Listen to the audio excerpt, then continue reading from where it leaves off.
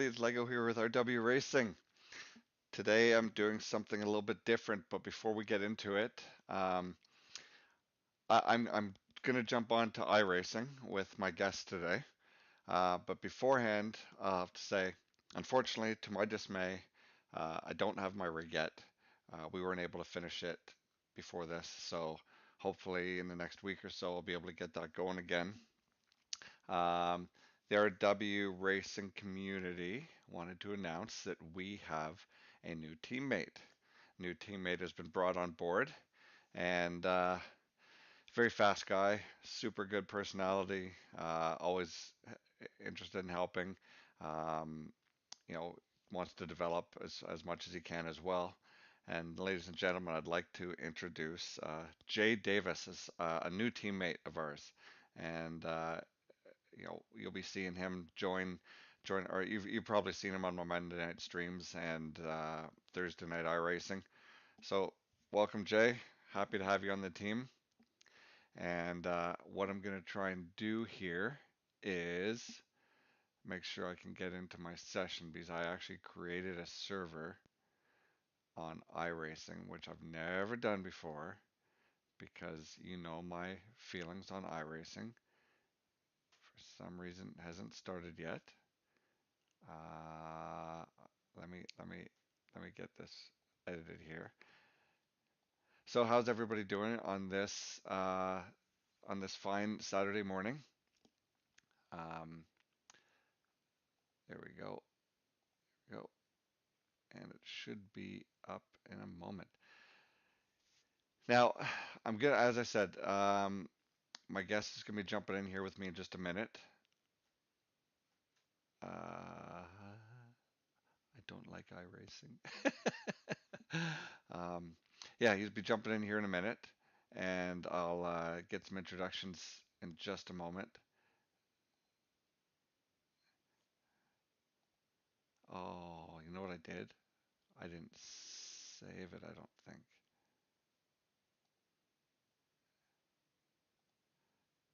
Sorry, everybody. It should be up. I did everything correctly. Ah, how come it ends at 10:02? This is just turned to shit. um, I'm just going to be, my guest is only going to be in here for about, hopefully an hour. Um, if you have any questions, you can put them in the Discord. And yeah, so I'm gonna, it just ends in 9 minutes. It's locked. Okay, so it should be good now. And to everybody's dismayed or dismay, I will be racing in the Mustang. There we go. Okay, I'm going to give my guest a call here. Should be coming up any moment.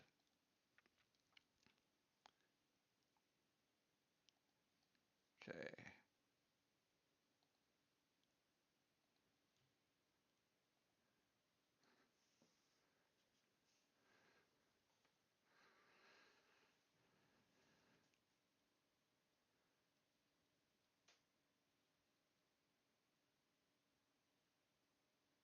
Hello. Hey, How's it going? good man. How are you?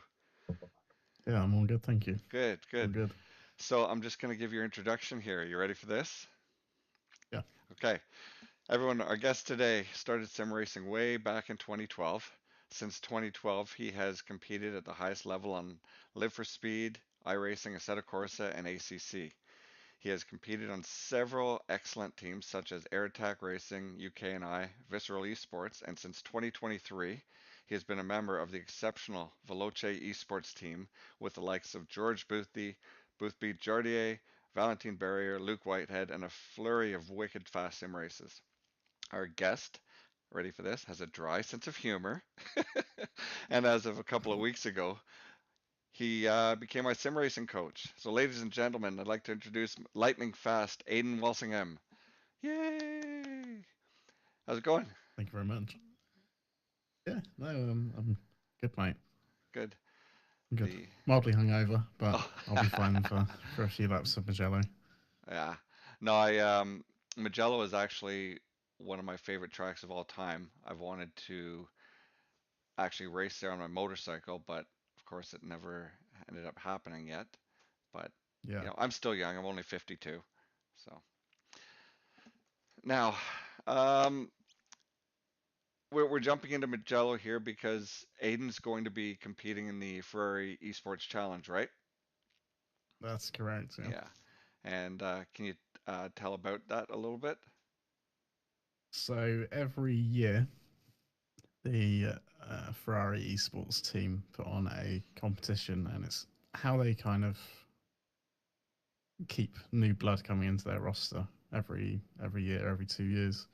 So in the last couple of years, one of my old teammates from Visceral was the winner of the competition, so he's been driving for them. And then one of my ex Veloce teammates was driving them for them for most of this year. So it just seems like a natural place to kind of, I say, try and get into, but it's a door to try and keep open for next year. Yeah, We don't know absolutely. what's happening with sim racing next year, but to be with a brand as big as Ferrari is quite the security. Yeah, exactly. That's a pretty big deal. Do you have do you have aspirations of going beyond sim racing in like jumping in an actual race car, or have you done that already? Um, I don't I don't plan it. Like I'm fully aware that how expensive it is. It's not really an achievable thing. If I wanted to do this that seriously, I should have taken it seriously when I was a kid. But I didn't even know it as a kid that I would be any good at this. Um, so I've got no aspirations, no goals for it. I'm just enjoying it, you know. Right on. Okay. I'm saving money. I don't have to chuck 50, 100 grand on a seat for 6 months to drive for 6 hours. Yeah. No. To give everybody a little heads up here, we're gonna do some laps around Magello, and I've wanted to see how many laps it would take for Aiden to lap me, and I don't drive iRacing very often, so it's just gonna be like a quick quali, and then I've set the server up to do 60-minute race or 50-minute race, but obviously it's not gonna go that long. Um, Aiden, where do you live? I'm based in Somerset in the United Kingdom. Um, Okay. Lovely rural part of the country. But we have a couple of nice cities that are set in the middle of valleys. Um, yeah, it's a nice area. Oh my God, this is Reminds me so of where I grew loud. up. I already got to stop and go, Aiden. You're fine.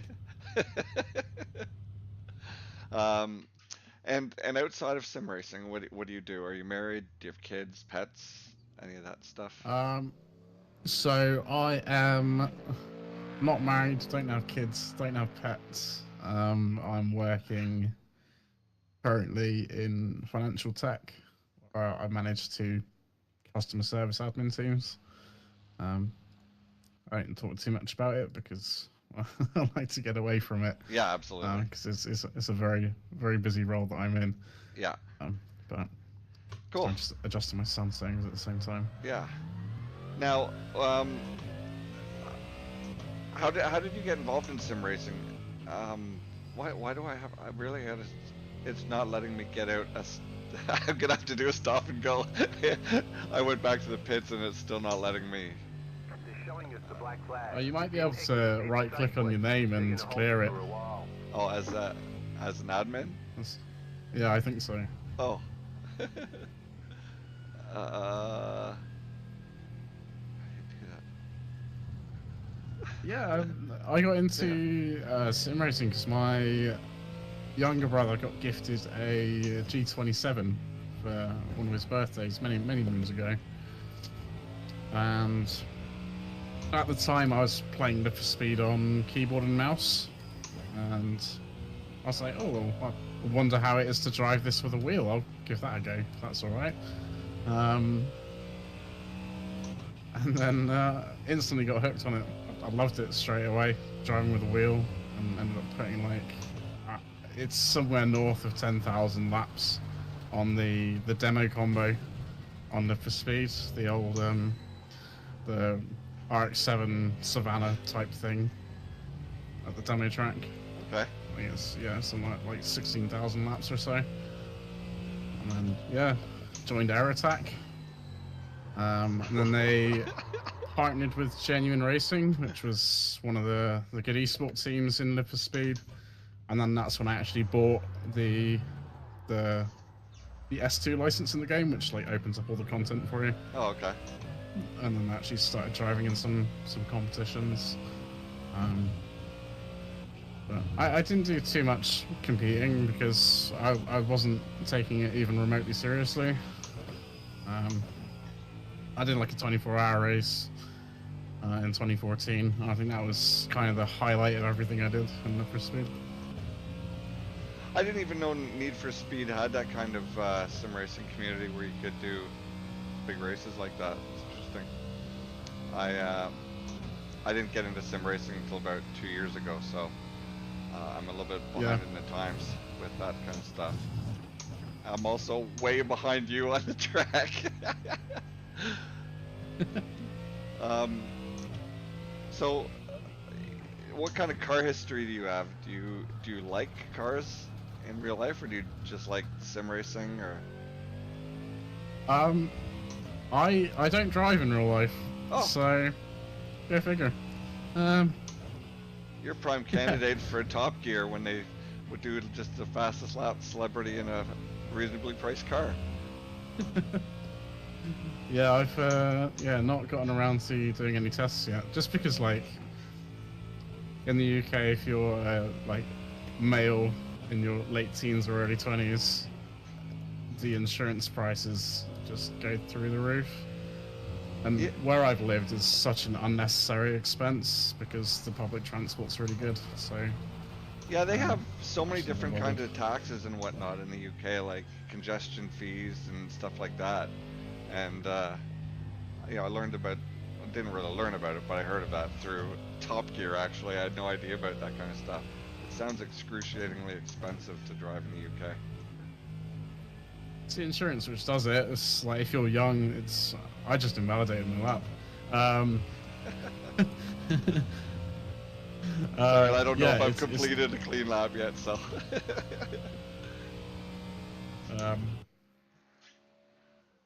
Yeah, it's just really expensive if you're a young driver. So I've never bothered because I haven't needed to.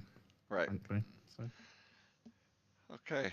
Well, we're just about to grid here, and it's Mustang against Ferrari. Nice. So you took a hiatus in for quite a while from sim racing, and what was that for?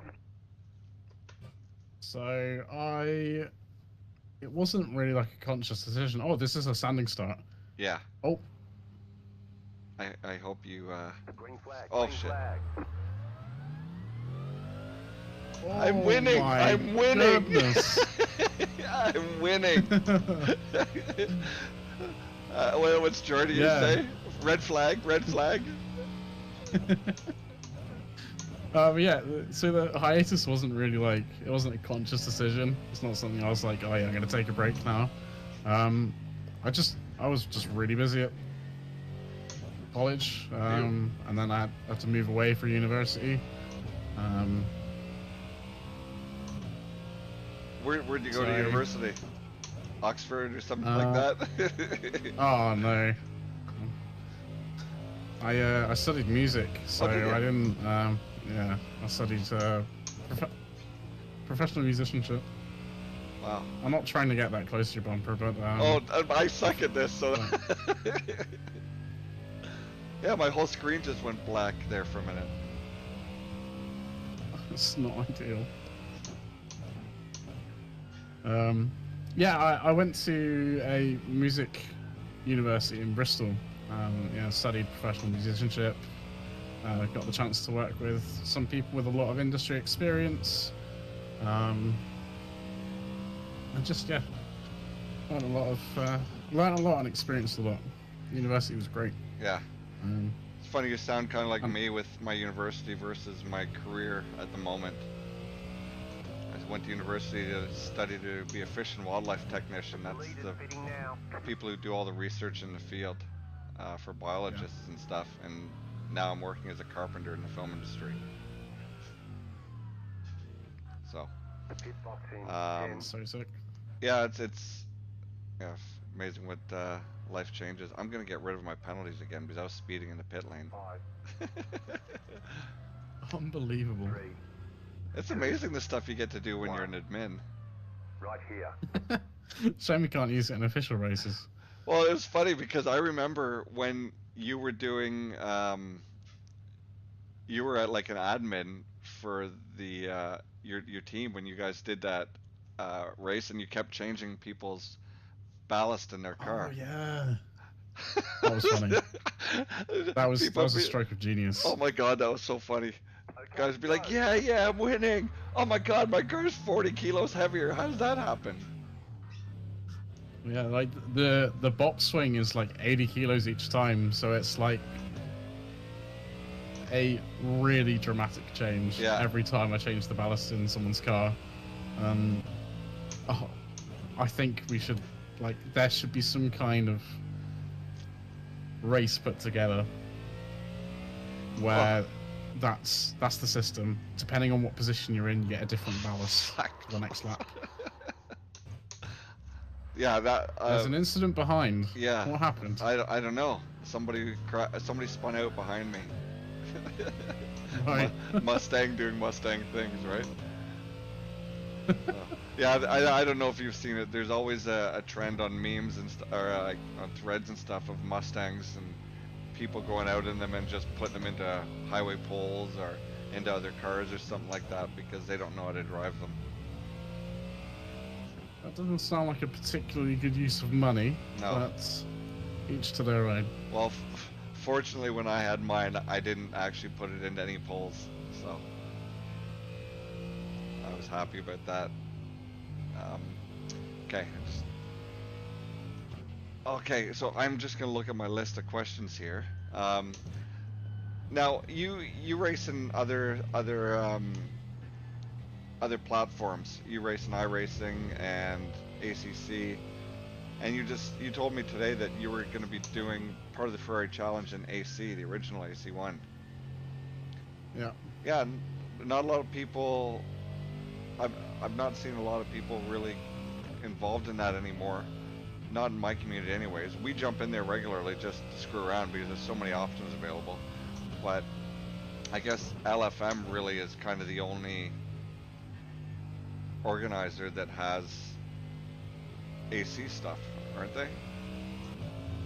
I believe so. Yeah. Yeah.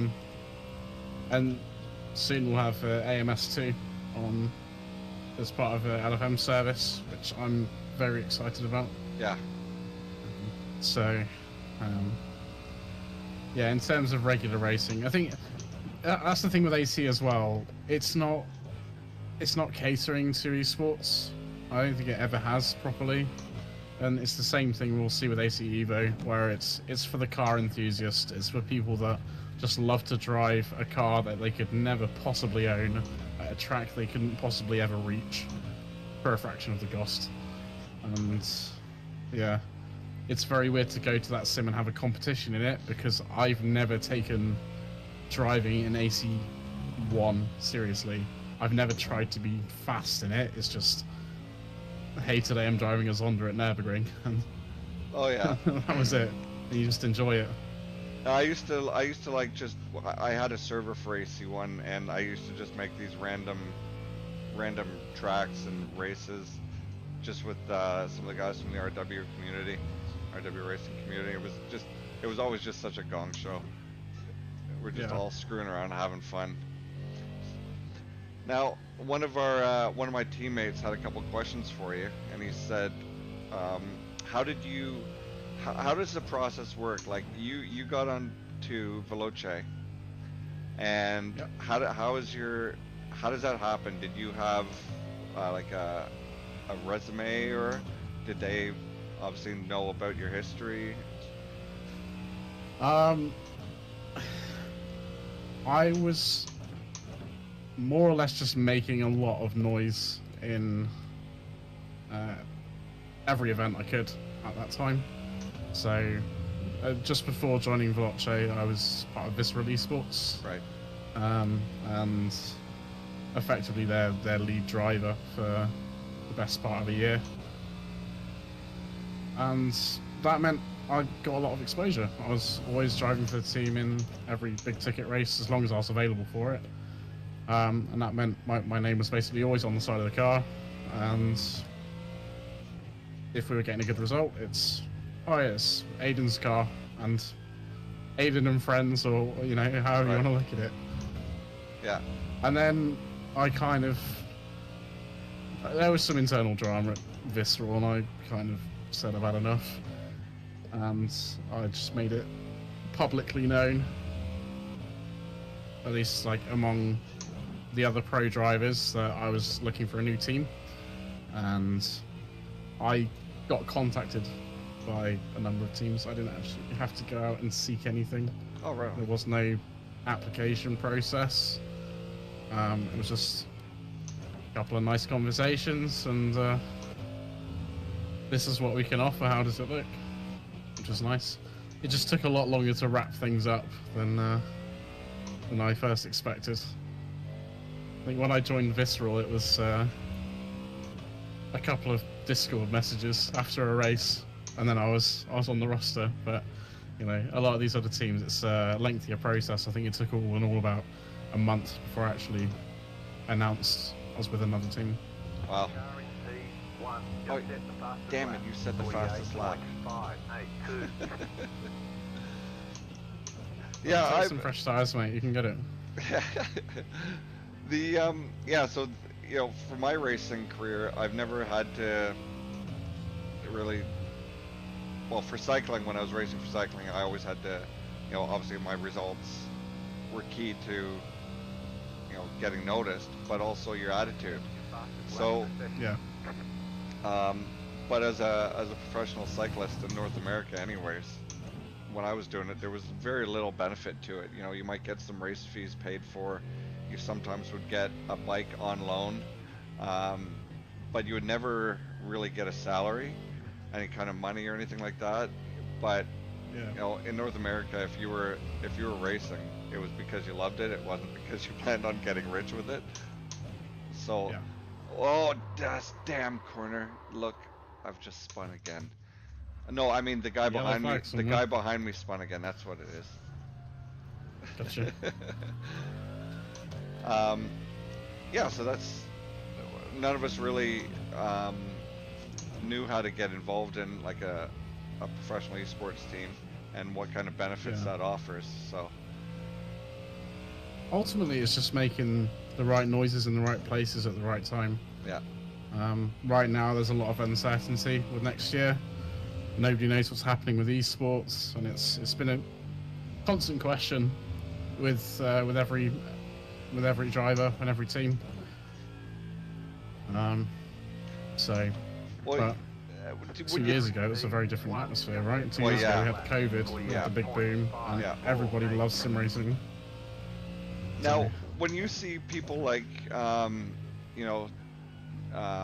Jimmer and, Super GT and Jordier, these guys actually jumping into real race cars now, do you think that getting into esports is a pretty good stepping stone for getting into racing, or do you think it's few and far between? No, I think it's a very good stepping stone for it, but I think it should also be mixed with real world experience. Like what we're seeing with with Jardia this year with Clio Cup. So much of the actual like on-track racing, positioning, how to fight and hold your line, that's stuff you can learn in a simulator, but you don't learn the dynamics of everything else, everything that's missing in the simulator. So talking about getting tires into the right working window, how to deal with traffic when you've got such a mixed grid of cars, and finding a buddy to work with, and all of this stuff. These dynamics you don't really think about in a simulator because they're not an issue, but they are an issue in real life. Right. So, yeah, I think that there's a healthy mix. Gonna go sports car racing, race some hatchbacks a little bit, and do some sports car racing in a simulator. You'll learn everything you need to quite quickly. Yeah, that series is crazy because I don't think a lot of North Americans know how mental the Clio Cup is. Most people in North America either watch F1 or stock car. When I ask anybody about the WEC that's not inside of racing, they're like, the what? Huh? The World Endurance Championship? No, don't know what that is. Do you watch stock car? I'm like, no. No, there's a few guys on my team that are big into NASCAR and whatnot, including the founder of RW Racing. But I just, I really like the sports cars, and rallies mental. So rally's good fun. Oh, by the way, I absolutely love it when you're taking the piss out of Luke. he gets so worked up. I'm glad somebody's enjoying it, not just me. So I understand from what I've learned that you've had quite a lot of, not a lot, but I don't know how much, but you've had some involvement in the development of a bunch of sim racing apps and whatnot. You've got me using Pop-O-Meter, which I'm still learning the ins and outs of, but it's pretty interesting to see that kind of information. What did you do to help with that stuff? So I had no involvement with actually developing Performator. I'm just one of the creators on the platform, so I create the data packs. I make the car setups, and I drive the laps so people can buy the product at the end of the day. So Performator is like, the product is the service itself, but it's also the data packs that you can get, which allows you to see what someone else is doing differently to yourself in really great detail. But yeah, I've not really done anything in regards to actually developing Performator. I've just been part of the service, I suppose. But there's race element as well. So those eagle-eyed viewers that have watched my stream, there's a chap that's almost always there, Element Future, Rainier. So he contacted me, I think it was in my first couple of months playing ATC, and I was just doing a random stream. I think it was like a Kyle Army race or something, and he just popped in there and was like, hey, do you want to try this app out? It's got some overlays. It's got, I think it literally had like sector timings and tire info. I was like, yeah, I'll give it a go, why not? And back then it was called ACC Manager. Okay. And downloaded it, gave it a go. I was like, yeah, this is cool, but can it do this? And he was like, oh yeah, I'll have a look. And thus, that relationship was born. Okay. And every time I've had an idea and said, why doesn't it do this, or can it do this, Rainier's taken it away. Whether he's done it himself or one of the other contributors has built it. They've added to this app over the last 2 years, and now it is quite a work of art, I think. And it's multi-sim support now. It's got like track maps with like a pit stop prediction showing where you'll come out. Oh wow! Okay. Well, your typical fuel calculators whilst you're driving, planning, setup comparator built into it. It's like livery importer and DDS generator. Oh wow! And like this really good bot as well, which I use in my Twitch chat, which reads the info from my game whilst I'm driving, and you can type in my chat like plus conditions or something, and it will tell you the exact temperature, the current track state, the wind direction, say how much damage my Oh wow. car's got, all sorts. Well, you gotta send me the link to that, and I'll put it in the description, and Yeah, I'll gladly. get some of my guys in the community to start looking at that. It's a really good one. I really, really recommend it. In 2 years, and I'm not switching over to ACC Drive or anything else anytime soon. So,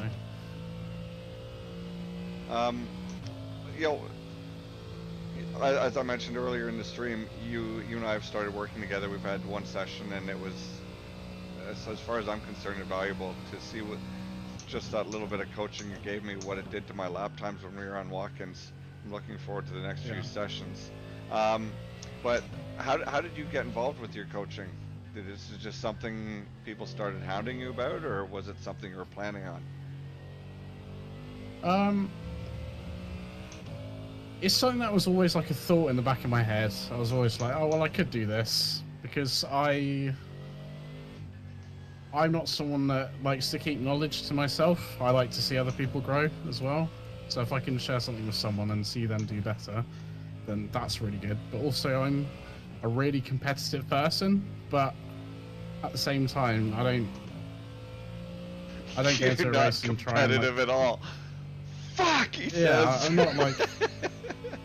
I don't want to keep every advantage for myself, but I want to make sure the competition is like fair and always improving. So being able to share stuff with other people so they can get involved and perform at the same level is, it's really valuable to me because that means I get more enjoyment out of it long term. And also there's an element of pride too as well when you see someone else do well after you've shown them X, Y, or Z.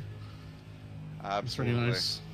Absolutely. I've done some coaching in cycling and had some athletes that I've worked with get some incredible results. So I understand what you're saying there. Yeah. But yeah, the driver behind it was, I want to share my knowledge ultimately. I want to see other people do well. And equally, it's a good opportunity for me to start building a brand. That's what I do. And when did you start coaching? It was earlier this year, I think. March or April time was when I took on my first clients for it. So. Right on. One of our community asked a question.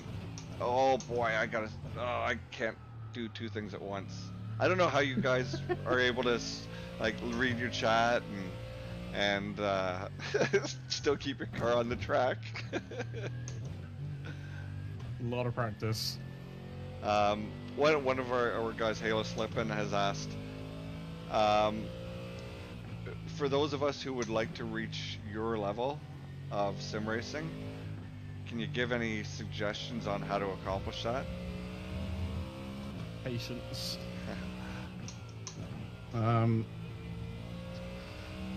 Yeah, it's an old.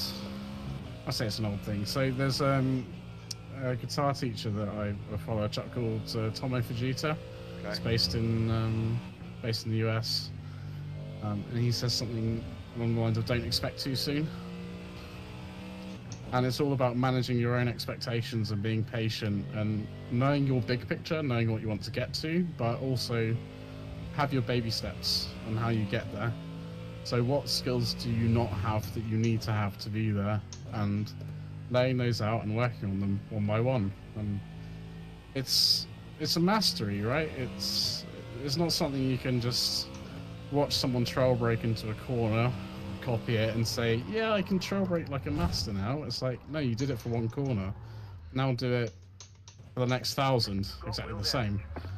It takes practice, repetition, and experience. Hi! It would appear you were facing the wrong way. Yes.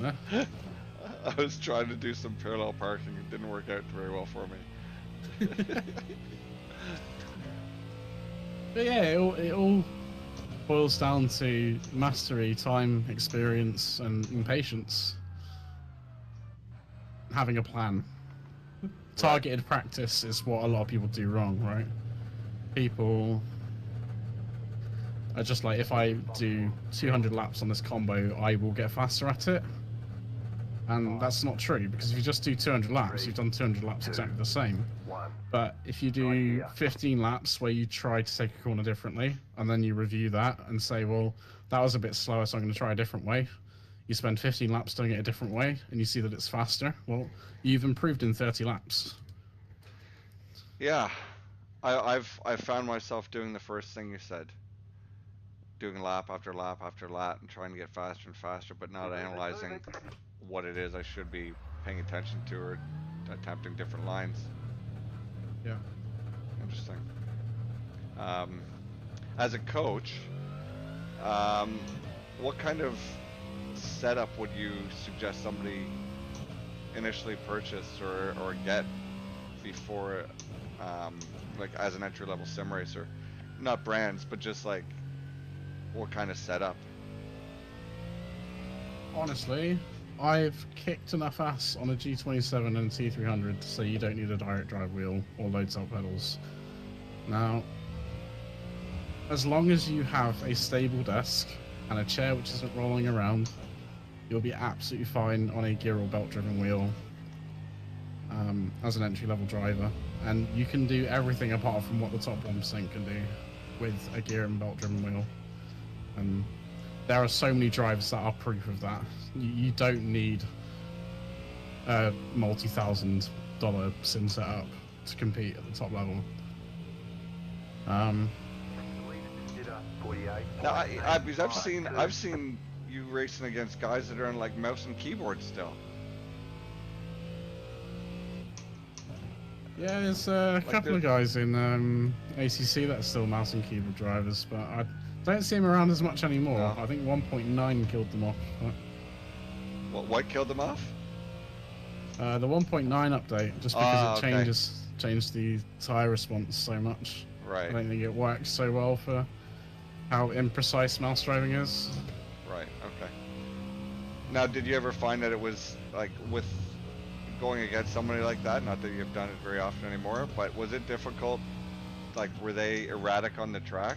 Did they have weird racing lines or anything like that? Nah, generally I've never had an issue with them. Okay. Like they're a bit dodgy and like sometimes they'll spin unexpectedly, but you know, as long as you anticipate and you leave sufficient space for if they make a mistake, I have somewhere to go, then it's all fine. But that's normal racing. You should do that anyway if you're following another driver. You should always have a get out of jail plan.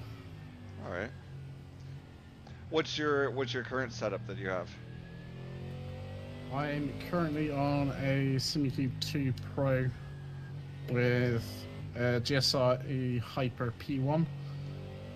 I'm using hoisting belt sprints as well, just the 2-pedal set. Yeah, it seems like one of the only people that are using the clutch and stuff is Jimmy. I don't see a lot of streamers using, but then again, I'm not searching on all over YouTube and Twitch for people that are using a clutch and a regular shifter. I only use a 2-pedal system. Yeah. It's just not really necessary. No. Because in most of the times in Sims, you're driving something with a sequential box. Right. And iRacing is the only...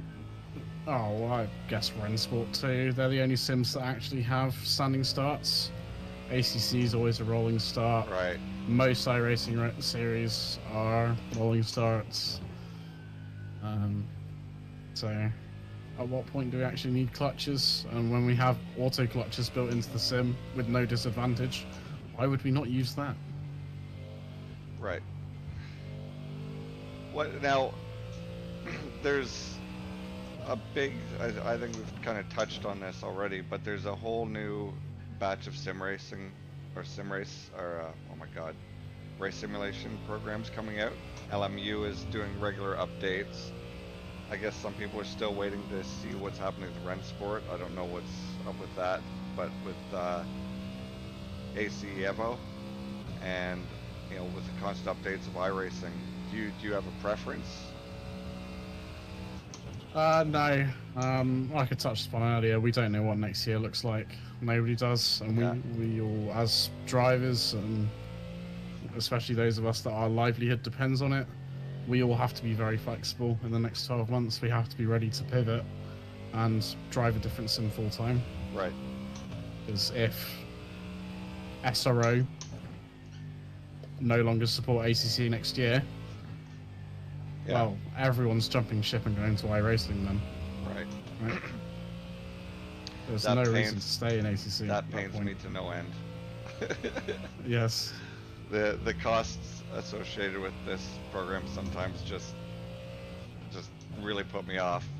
I know it's not bad for like one lap or one track or one carb, but you know, with you doing 13 weeks on a race, and you know, you got to get a car and all the tracks in Canada, that's over $200, Yeah. and I've never paid that much for a game. It's really expensive, and there's VAT on everything as well, which is just adds even more to it. For Right. even though you don't actually own the content as well, right? Like legally, it's you just have a license to access it, so you're paying VAT for a license to access something which isn't yours. Right. So yeah, like you said, it just ends up being hundreds just to partake in a season of something. Yeah. I'm really looking forward to LMU.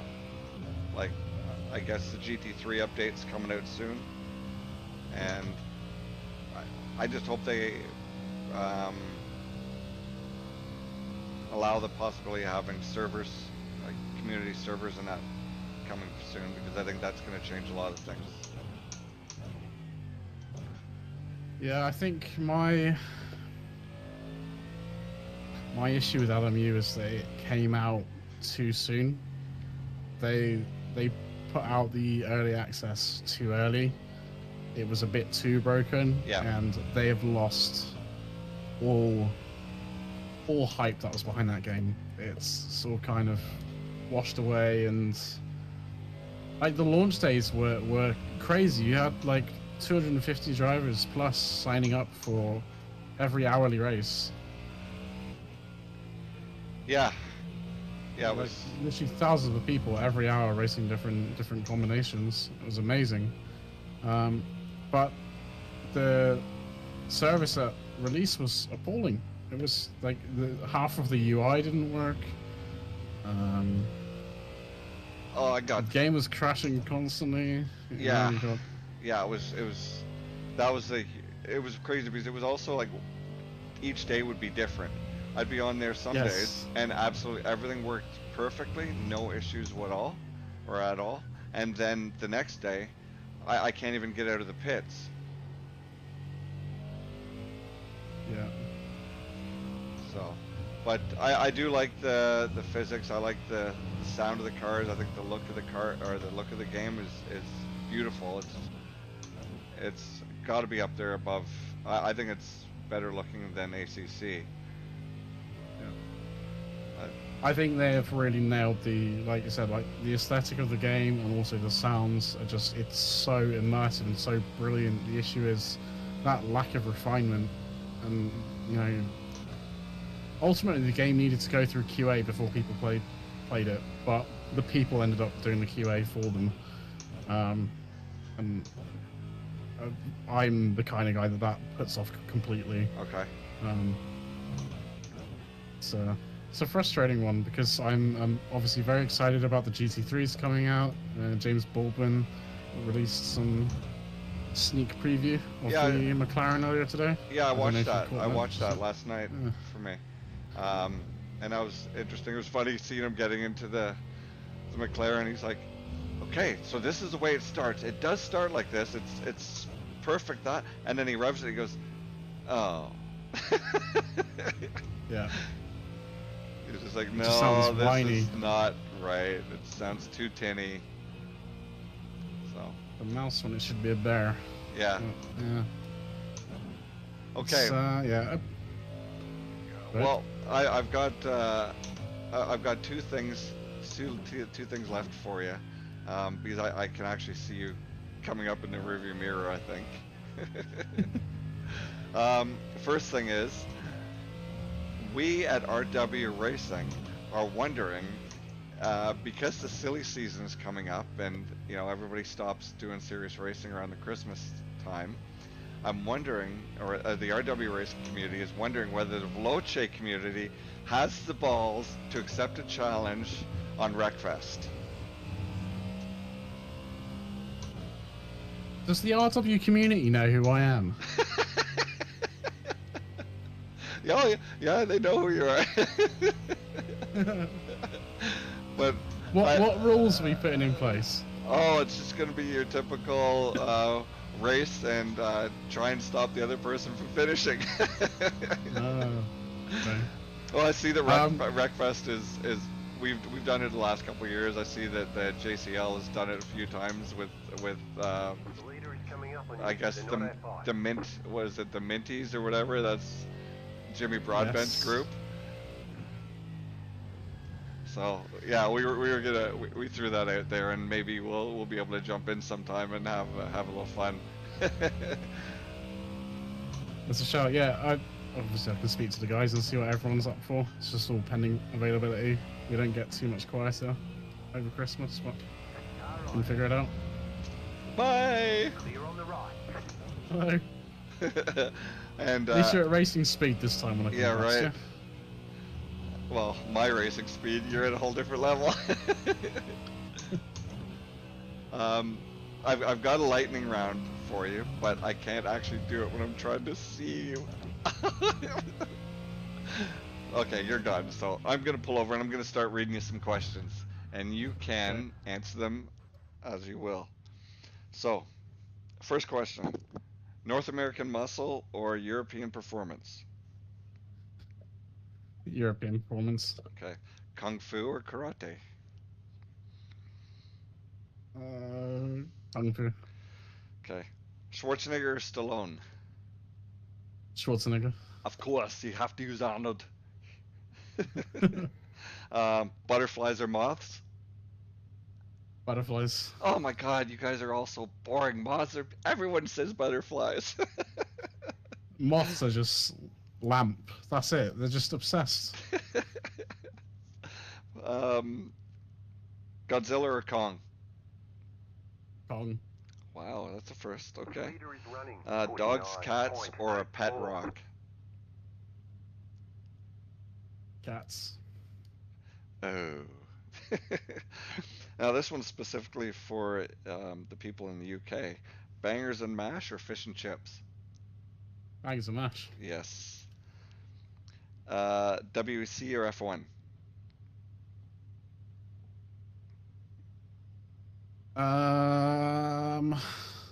Oh, this is not very lightning of me. WEC. Nice. And beer or spirits? Beer. Yes. Tennis or golf? Tennis. And the last one. This is the big doozy. Do you have an innie or an outie? I have an innie. It's unanimous. So far, everybody that I've interviewed has an innie. It's taking the world by storm. This is really important work you're doing. Exactly, you know. Well, you know, it just goes along with what I said to you initially is when I first started streaming, I wanted to do some kind of interview / podcast type thing because so many people do sim racing and they're always streaming just their races. And yeah, I thought it would be fun to kind of do something silly. I've done a few commentaries on races and stuff like that. Completely absurd. Nothing serious comes out of my mouth when I'm commenting on a race. But as I started getting more serious into sim racing, I kind of completely forgot what I was streaming for. And all of a sudden it came to me the other week when I was talking with a coworker that I've completely forgotten what I was doing and I want to go back to it. So this has been I think this has been my third interview, and I genuinely appreciate you taking the time and coming in here and chatting with me. Thank you for having me. It's different, right? I think this is what sim racing misses. I think it really needs some kind of alternate media. It's going to bring in another audience, right? Because there are people that watch the podcasts about F1 and about the endurance racing, but is there one talking about sim racing? Yeah. I don't know. I haven't seen anything. Um, the only one that other people that talk shit most of the time is Jimmy, and he's full of it. Yeah. Yeah. Maybe I'll get him on here one day and we'll have a chat. But no, thank you. I really enjoyed speaking with you, and I look forward to our next sessions together. No, thank you, mate. Once I get out of this silly series that I put together on RW Racing, then I'll be able to jump back into the Mustang and actually concentrate on doing that. And then, of course, Sounds good, mate. everything's going to leave ACC and go to iRacing, and I'll be fucked. Oh, I've been a bit dramatic about that. I mean, like the esports drivers, all 40 of us will leave. Right. You know, it's not going to be like mass exodus. It's just, yeah, people will still drive LFM. It's just that the top 1% will move to wherever the money is. Yeah. Because there's incentive, but there's also livelihood behind it. Some of these guys do it for everything and the roof over their heads.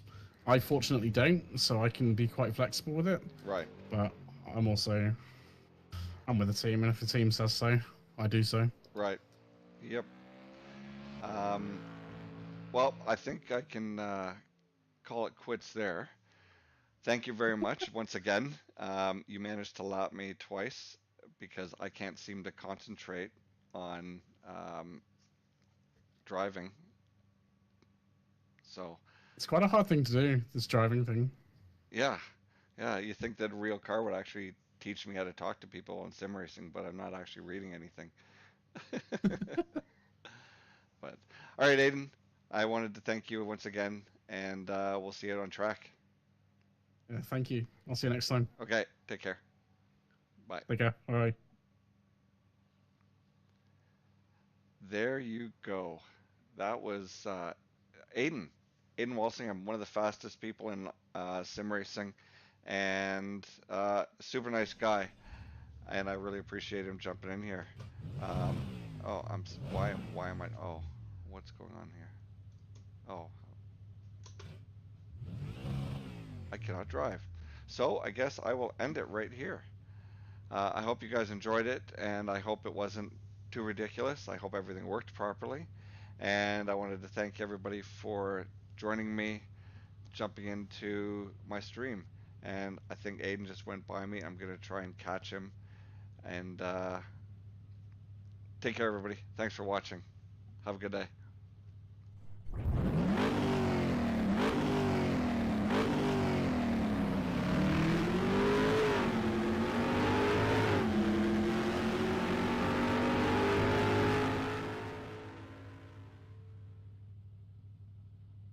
We're in a great spot for some hardware. That's it, go!